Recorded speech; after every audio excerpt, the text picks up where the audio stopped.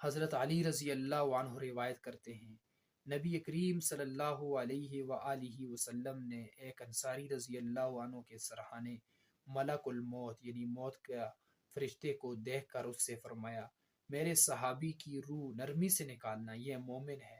ملک الموت نے عرض کیا، اے محمد صلی اللہ علیہ وآلہ وسلم، آپ مطمئن رہیں، آپ کے ہر امتی یعنی مومن کی روح نرمی سے نکالتا ہوں۔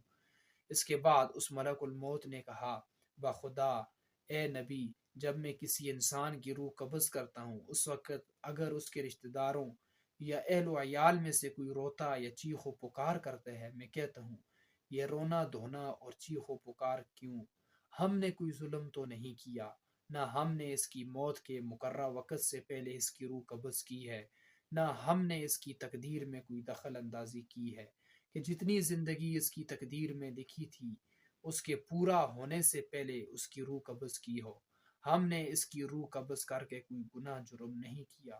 اگر یہ لوگ اللہ تعالیٰ کے فیصلے کو ہنسی خوشی قبول کر لیں تو ان کے حق میں بہتر ہے، اور آخرت میں انہیں اس کا اجر و ثواب ملے گا، اور اگر اللہ کے اس فیصلے پر ناراضگی کا اظہار کرتے ہیں، روتے اور چیختے چلاتے ہیں تو گنہگار ہوں گے اور آخرت میں اس گناہ کی سزا بھگتیں گے۔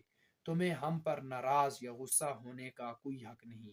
ہم تمہیں نصیحت کرتے ہیں کہ ایسی حرکتوں یعنی رونے دھونے چیخ و پکار کرنے سے باز رہو اور پرہیز کرو۔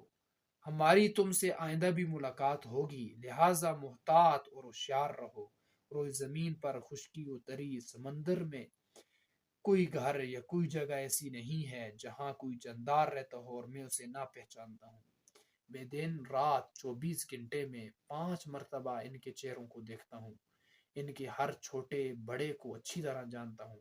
یہ اپنے آپ کو اتنا نہیں جانتے جتنا میں انہیں جانتا اور پہچانتا ہوں۔